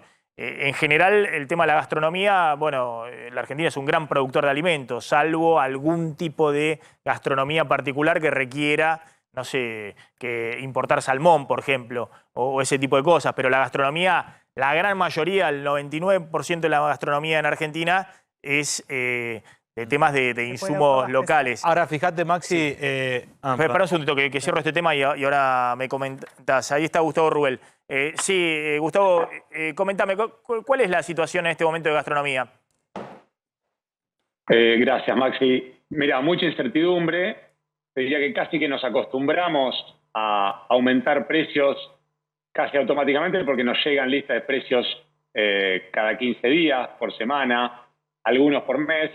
Y nos pasa que, por un lado, en mi caso tengo también productos importados, tengo varios insumos importados, muchas veces no hay o no hay el calibre, el importador no lo puede traer porque no lo puede pagar, no puede tirar, bueno, toda esa problemática que ya conocemos, sumado... Bueno, tengo un problema con la conexión, tengo un problema, después vemos si podemos retomar. Vamos a hablar un poco de los despidos en el sector tecnológico. Leo Piccioli, gracias como siempre por venir. ¿Qué ha pasado? ¿Qué está pasando en Estados Unidos que empezaron los despidos en Twitter? Uno decía, bueno, entró Elon Musk a Twitter, pero después siguió Mark Zuckerberg con Facebook, ahora Amazon. Parece que en el sector de tecnología, estaban sobrecargados de empleo y ahora empiezan con un ajuste muy importante. Sí, Maxi, parece que todo este boom después de la pandemia, donde las empresas crecieron mucho sus acciones, empezaron a contratar gente, ahora es el momento del ajuste. Hoy en particular está Amazon despidiendo a unos 10.000 empleados. En general no son más bien gente de recursos humanos, admitiendo que no van a contratar más gente, gente de ventas y personal administrativo y poco de programación, de ingenieros, que es lo que tratan de retener. Pero Twitter fue el caso más extremo, en donde echó a la mitad de la planta. Y ahora se supo que de los contratados que tenía, son empresas tercerizadas, que también allá tenía en Irlanda, por ejemplo, echó al 80% de los empleados. Entonces, es una locura el ajuste que están haciendo. Musk es como el exagerado en esto, pero también Meta, que echó a 11.000 empleados la semana pasada, como que todos están retrayéndose. Igual... Pero vos decís hubo una sobreexpansión, no sé si tenemos una placa ahí con todos los despidos, pero hubo una sobreexpansión en todas estas empresas tecnológicas. Tenemos una placa que crecieron de manera fenomenal en la pandemia, porque dijeron en la pandemia es nuestro universo ideal, digamos, todo el mundo está frente a la computadora, hace el comercio, el e-commerce, se comunica, una expansión fenomenal y ahora empiezan a ajustarse. Claro, tal vez el mundo vuelve a la realidad. A una realidad que tal vez es mejor que en el 2019, pero que es totalmente distinta a lo que era hace un año.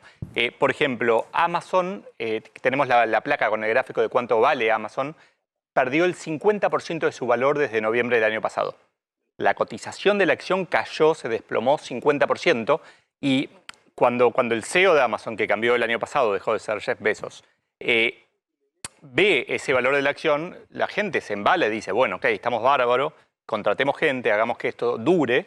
Y el primero que cayó de todos, no sé si te acordás, fue Netflix. En febrero, que había crecido muchísimo cuando todos, era el único canal de streaming que había así muy, muy potente, y todos nos pusimos a ver Netflix como locos. Y en febrero anunciaron resultados flojitos, no malos, pero flojitos, y ahí empezaron a ajustar. Y después vinieron todos los demás en cascada. Elon Musk, además de todo esto, dentro de Twitter, dijo que todos tienen que volver a la oficina. Entonces, hay gente que está renunciando per se, sin que lo echen, diciendo, yo no quiero, a mí me gustaba Twitter porque no tenía que ir a la oficina. En Irlanda, que te contaba antes en particular, dicen que no hay suficientes departamentos en Dublín para hospedar a todos los empleados que tiene Twitter en Irlanda, que no podrían volver a la oficina, como que se está armando un despelote por todos lados.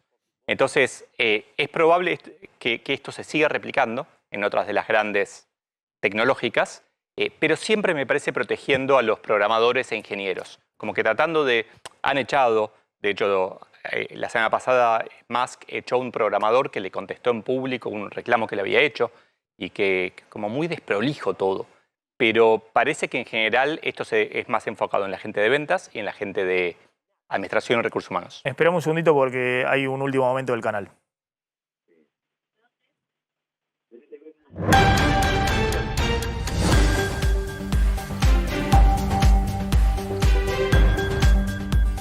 Llega la información desde bomberos de la ciudad de Buenos Aires porque se desplazaron al mediodía a Warnes y Juan Agustín García en el barrio de Paternal por una explosión en una estación de servicio con expendedora de GNC. Fueron al lugar efectivos de la comisaría vecinal 15 de la policía de la ciudad, ambulancias del SAME, corroboraron que efectivamente había una estación de servicio con un área con fuego en sala de compresores de GNC, pasillo distribuidor, depósito, así que se combatió este fuego y se constató que hubo 4 personas lesionadas, 2 con quemaduras en el cuerpo y 2 que fueron tratadas por asfixia y derivadas al Hospital Durán. Así que repetimos que Bomberos de la Ciudad informa este episodio en La Paternal, en Warnes y Juan Agustín García. Está Ernesto Arriaga en el lugar. Ernesto, ¿qué tal? ¿Cómo estás? Gracias, chicos, Montenegro y equipo. Sí, justamente lo bueno de esto, que fue como dijo nuestra compañera, pero al explotar fue la parte de gas de la parte posterior, no el combustible de esta estación de servicio, pero por suerte tiene un protocolo, Action, muy bueno. Inmediatamente los estacionarios que están delante, cuando vieron la llave de la explosión del tema de gas de atrás, pegaron con la mano en el botón de emergencia y apagaron todo el sistema de combustible líquido. Esto es muy importante porque al personal Action le hace todos los meses un curso renovado. Por eso se quedó en la parte gasífera, la parte de atrás. Llegaron, te digo, los bomberos llegaron en menos de 11 minutos, ya estaban sacando las mangueras y apagando la parte posterior, como estamos viendo en imágenes. Por suerte hay 4 personas heridas, pero no de gravedad, porque la explosión los tiró contra un vidrio y contra una pared, pero estaban aproximadamente a 6-7 metros. Las personas están internadas, pero nos informan que no están de gravedad. El SAME llegó aproximadamente a los 7 minutos. Espectacular. Esto es muy importante decirlo porque en Capital Federal siempre hay vecinos cerca. Bueno, por suerte, reitero, dentro de lo que fue en esta estación de servicio ya está controlado el incendio. Reiteramos que es en la zona de la Paternal, cerca de Chacarita, en Warnes y García, una zona donde hay muchos vecinos, pero reitero, por suerte fue una desgracia con suerte. Montenegro. Muchas gracias, Ernesto, impecable como siempre, Ernesto Arriaga. Hay también una declaración de Macri. Sí, disculpas. Un tuit de recién, hace instantes. Macri pidió disculpas vía Twitter por sus declaraciones sobre Alemania. Ayer había dicho, recordamos, que los alemanes son una raza superior. Lo había dicho cuando hablaba de fútbol. Ahora tuvo que pedir disculpas. Ayer hablando del Mundial y obviamente refiriéndome a las habilidades futbolísticas indiscutibles de Alemania, tuvo una frase desacertada que remite a las peores pesadillas de la humanidad, por lo que quiero aclararlo y ofrecer mis disculpas. ¿Qué había dicho ayer Mauricio Macri? Dijo, en Brasil Neymar está mucho mejor porque antes era una especie de traba para el equipo. Disculpamos, tenemos el tape, podemos repetirlo para, lo escuchamos, para que se pueda ver por qué Macri está haciendo... Lo cuento mientras. Francia tiene muy buenos jugadores. Este tuit de pedido de disculpas. Y Alemania nunca se la puede descartar, es una raza superior que siempre juega hasta el final, lo escuchamos. Portugal, muy buenos jugadores. Francia tiene muy buenos jugadores, último campeón. Y Alemania nunca se la puede descartar, porque raza superior, siempre juega hasta el final. Ahí está. Macri entonces con este tuit, obviamente un tuit que me imagino no solamente tiene validez local, sino internacional. Este tipo de cosas tienen repercusión internacional en medio del Mundial. Por eso sale el expresidente Macri a pedir disculpas. Volvemos al tema, el ajuste en el sector tecnológico, lo que estamos hablando con Leo Piccioli, despidos masivos en el sector tecnológico en 15 días, más de 24.000 personas salen de Meta, que es Facebook y además WhatsApp e Instagram, Amazon y Twitter. Esto, Leo, vos lo ubicás también, y la caída de las acciones de Amazon, lo ubicás en términos también de que se creía un mundo mucho más virtual, si se quiere, pensando en la pandemia de lo que viene, sumado a la recesión que se viene en Estados Unidos, ¿no? Totalmente. De alguna manera hubo una especie de overshooting, ¿no? De exageración. Cuando empezó la pandemia, todos nos encerramos y todos cambiamos nuestra actividad completamente. Ahora estamos volviendo a algo más razonable, pero de todas maneras la tendencia es la misma. Va a ser más lenta. La tendencia de que el e-commerce sigue creciendo para Amazon, o de que, digamos, WhatsApp, Instagram, tal vez Facebook está desapareciendo, pero Twitter está teniendo es un boom de uso en este momento, una locura lo que está creciendo en cantidad de usuarios. Ayuda mucho que Elon Musk está como entreteniendo a todos con las cositas que va haciendo, ¿no? Pero sí, tiene que ver con una tendencia de largo plazo que se aceleró con todo esto. Completame el tema de Elon Musk, el dueño de Tesla, que se ha hecho cargo de Twitter y que también ha generado una repercusión. Mientras, hablando de repercusiones, vamos a ver un poquito las repercusiones que tuvieron las declaraciones de Macri en el ambiente político local, porque obviamente se metió dentro de la grieta local, la contienda política, distintos políticos que salieron a tuitear con lo de Macri. A mí me parece que el tema de este pedido de disculpas de Macri fundamentalmente apunta hacia afuera también, ¿no? Porque es algo que trasciende las fronteras, este tipo de dichos con cuestiones muy sensibles en Alemania, usando ese tipo de conceptos. ¿Qué pasó con Elon Musk? Y está tomando algunas decisiones intempestivas. Digamos, el tipo tiene una empresa que es un despelote. La semana pasada veíamos que pierde unos 600 millones de dólares por trimestre con la deuda que tomó, lo cual es casi, o sea, es muy difícil de revertir. Y se está metiendo, en teoría dice que duerme en la oficina para revertirlo, que está poniéndole el cuerpo a todo esto. Pero el otro día pasó justamente con un ingeniero. Él se quejó, Elon Musk, públicamente, de que Twitter andaba lento en algunas regiones del mundo. A veces, tal vez en Argentina, seguro en la India con Android. Y un ingeniero de Twitter le contestó y explicó, pero aparentemente no sé tanto del tema, pero con mucho detalle, por qué andaba lento, que había que cambiar la filosofía de ciertas cosas. El ingeniero de Twitter salió a cruzarlo a Elon Musk, al hombre más rico del mundo, a decirle en público, esto que está diciendo está mal. Era sí, ingeniero empleado de Twitter, claro, diciéndole al nuevo dueño de Twitter, el hombre más rico del mundo, que además tiene obviamente su ego y es un polemista habitual de Twitter, que todo lo que estaba explicando está mal. Claro, y tal vez fue el primer tuit del ingeniero que es empleado de Twitter. Totalmente, pero a ver, lo escribió, fueron 20 renglones, o sea, tuvo tiempo de pensar esto que estás implicando. ¿Que sos un zapallo que le vas a contestar al jefe de tu jefe, hombre más rico del mundo, en público, que está diciendo una pavada? Cuando le contestó esto, lo echaron. Sí. Confirmando la idea de que, che, al jefe no lo podés contradecir en público, lo cual adscribo, ¿no? Esto lo debería haber dicho en privado, che, Elon, mira esto. Pero está pasando más y más estas situaciones en donde parece un nene caprichoso, Elon Musk. Además de que él dijo hace un tiempo de que tiene Asperger y como que se escuda un poquito en que tal vez no se comunica bien o no entiende bien, no empatiza bien con los demás. Pero está tomando cada vez más decisiones así, como la semana pasada, no sé si viste que... Otros dicen que está revitalizando a la red social. Claro. Eso es decir, que está generando una polémica y un tráfico. Sin duda. Y que todo el mundo está ahí pendiente de lo que pasa nuevamente en Twitter y que se está generando una red social que no es solamente de los políticos, de los empresarios, del ABC1, sino que está buscando también abrirla, popularizarla. Es un show. hoy Twitter. Explota con los comentarios de él, explota con las respuestas, con las noticias. Está creciendo, no tengo la estadística acá, pero él mismo tuiteó, y lo borró después, las estadísticas de cuánto crecen los usuarios activos cada día de la última semana. No, después la noticia que para mí es clave después de la compra, vos decís, nene caprichoso, pero puso 44.000 millones de dólares, tiene derecho a hacer lo que se le ocurra con su empresa, es la monetización cobrando $8 por mes para tener cuentas certificadas. En un universo de tantos miles de millones de usuarios, tener una cuenta certificada con un tilde en blue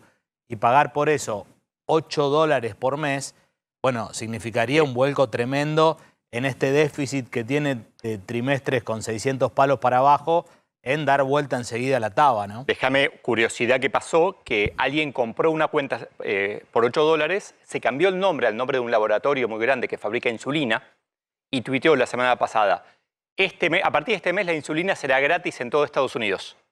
¿Qué pasó en la bolsa de Eli Lilly? Cayeron las acciones 5 o 6%. En el momento perdieron miles de millones de dólares por un tuit de una cuenta fake, falsa en ese momento, que tuvieron que salir a decir, no somos nosotros. Pero es como que el tipo dueño, con todo el derecho del mundo, toma decisiones que tienen consecuencias y que de repente tiene que volver atrás, como está volviendo atrás con esto también. Leo, gracias. Vamos a ir a la tanda. Cuando volvamos, vamos a hablar de Trump, que parece que lanza su candidatura al 2024 en Estados Unidos con Adrián Sack. Y vamos a seguir hurgando qué está pasando en este momento en el mercado cambiario. ¿Siguen como los dólares libres en este momento? Todo subiendo, pero el Blue Maxi por ahora se mantiene en los 300. No ha subido más. Los otros dos están allí, centavito más, centavito menos, siempre con tendencia a la suba, tanto el MEP como el contado con liquidación. El contado con liquidación está a 314,75 y el MEP sigue en 305.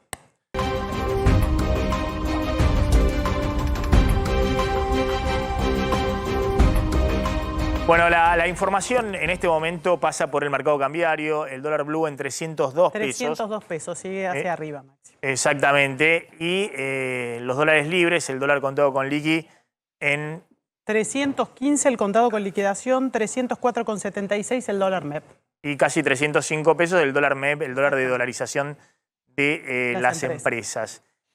Obviamente, el dólar blue o el dólar contado con liqui alcanzó 350 pesos en julio. Sí.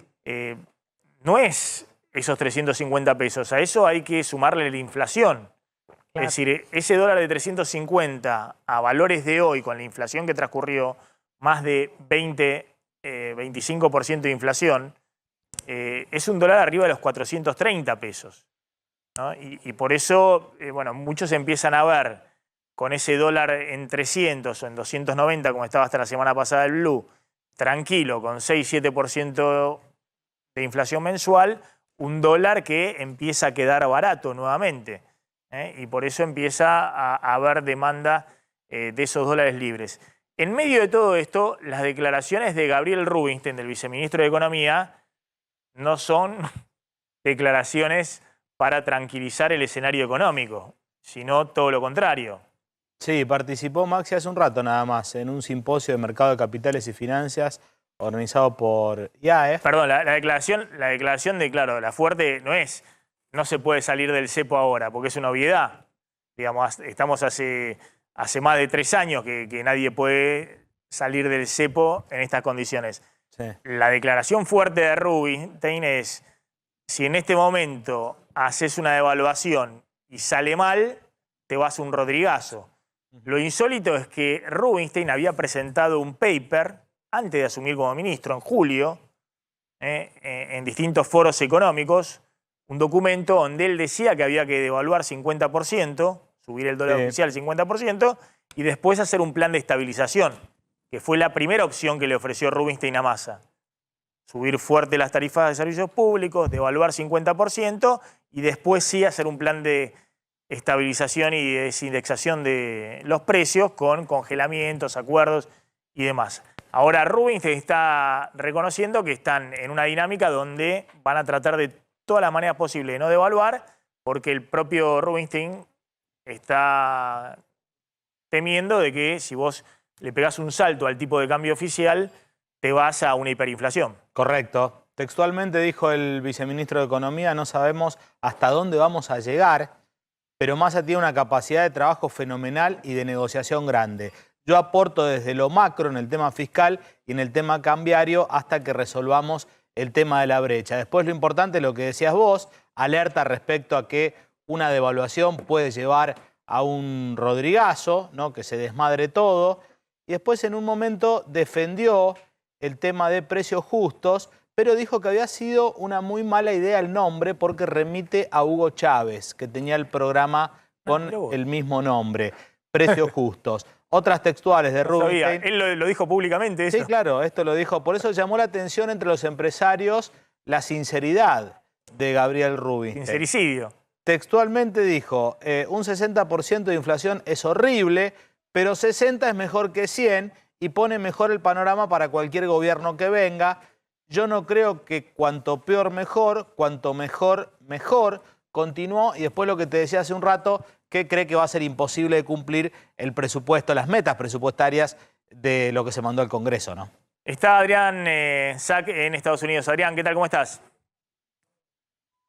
¿Qué tal? ¿Qué tal? Escuchándolos y yo preocupándome por el agua acá con lo que estaban comentando ahí. Bueno, el que también está preocupado es el Partido Republicano, ¿no? Como corporación. ¿Por qué? Porque todos los candidatos que apoyó Donald Trump, por lo menos los más importantes, tanto para en el Senado como para la Casa de Representantes y los gobernadores, perdieron todos. ¿Y qué va a hacer Donald Trump? Bueno, esta misma noche de hoy, desde su residencia de Mar-a-Lago, esta mansión o este complejo espectacular que tiene en Florida, va a anunciar su candidatura para 2024, ¿no? Para volver a la presidencia en 2024, lo cual en estos momentos es para muchos y sobre todo dentro del Partido Republicano algo que es absolutamente inoportuno porque justamente Trump está realmente visto como un personaje en baja y cada vez más el triunfo que tuvo en 2016 contra Hillary Clinton está observado como un accidente, porque después de esa elección, en las legislativas de 2018, las presidenciales de 2020 y en las legislativas que tuvimos hace unos días, perdió y perdió con claridad, ¿no? Todos los candidatos que él justamente bendijo. Contrariamente, ganaron todos aquellos otros candidatos o que están desvinculados de Trump o que siguen otra línea, ¿no? La línea de Ron DeSantis, que algunos lo denominan un trumpismo sin Trump, porque es también bastante extremo, pero quienes lo siguen a él y que también han perdido en algunos otros lugares, por ejemplo, han hecho algo tan básico y que parece un gesto de buena voluntad, pero que aquí es muy importante, cómo reconocer las derrotas, ¿no? Ha sido muy curiosa esta elección porque justamente se han floreado todos aquellos candidatos que reconocieron las derrotas también dentro del Partido Demócrata, buscando ejemplaridad, ¿no? A veces un poco sobreactuando el elogio hacia los ganadores, pero se dieron cuenta por sondeos, por comentarios, por simplemente tratar de observar el día a día de qué era lo que le importaba a la gente a los candidatos. Estaba esta caballerosidad, si se me permite el término en estos momentos en que no es bueno hacer discriminación por género, digamos, esta hidalguía, el reconocer la derrota, justamente en este contexto en el que están en el alza estos candidatos, es cuando Trump justamente se va a presentar como candidato a volver a ser presidente en 2024. No tiene ninguna a favor, pero él, sin embargo, dijo en el año 2016, me decían exactamente lo mismo y yo peleé contra viento y marea, ¿no? Un viento y una marea más fuerte que esto todavía.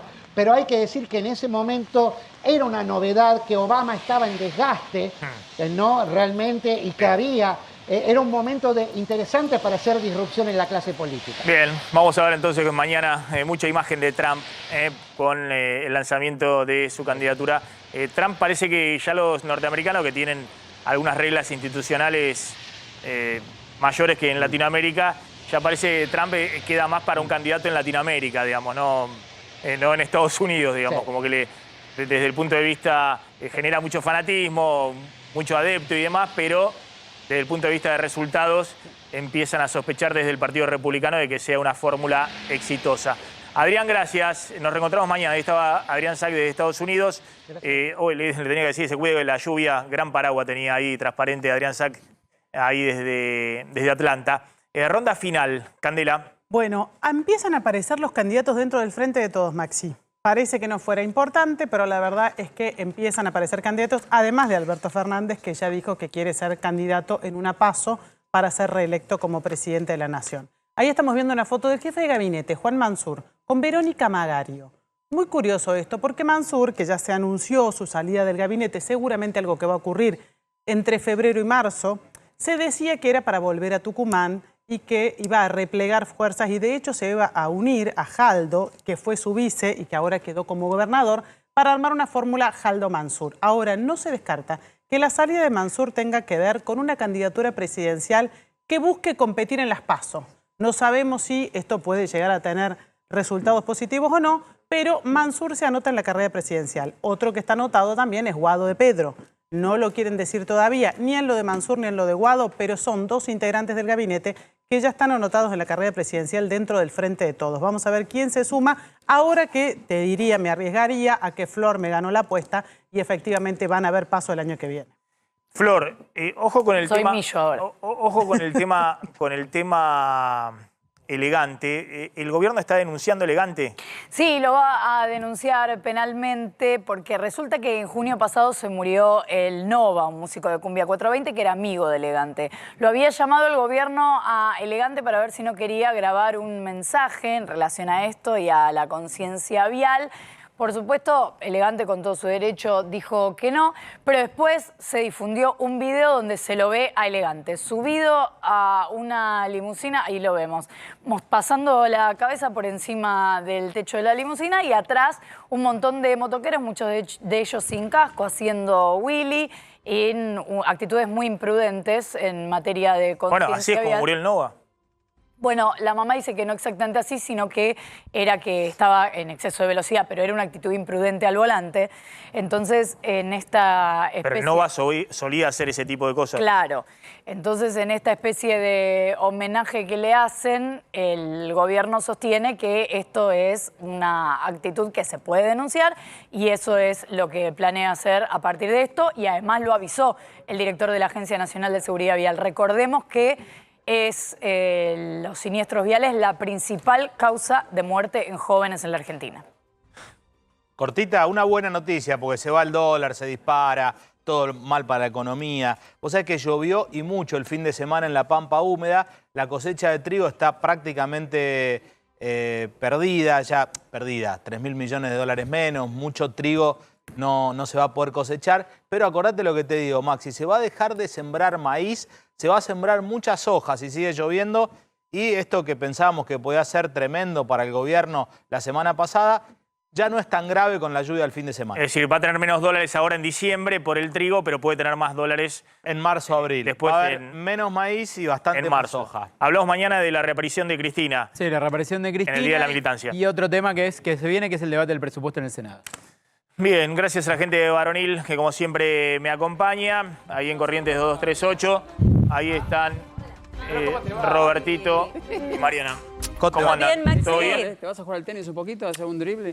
Un drive. Me quedé con la lluvia ahí en Atlanta, viste que estaba pobre Adrián Sack en medio de la lluvia. Está bien. Pero claro, acá hace calor, ¿no? 30 grados. Claro, 31,8, mirá, sí, impresionante. ¿Y qué haces de calor vos? Quiero saber. ¿Qué voy a hacer un día? ¿Vas a descansar? No. ¿De acá dónde te vas? ¿Viste esas cosas? No, tengo reuniones y demás, pero por ahí tarde, a las 8 de la noche, si no me agarran los mosquitos, por ahí le doy un poquito de... Si no me agarran... ¿Te pica mucho los mosquitos? Sí, ahí en la cancha de tenis en Tigre, imagínate la cantidad de mosquitos que hay. Con la raqueta tenés que agarrar los mosquitos antes de la pelotita. Mosquitos y moscardones hay ahí. Dios mío. Se quedan con Roberto y con Mariana. Chao. Chau.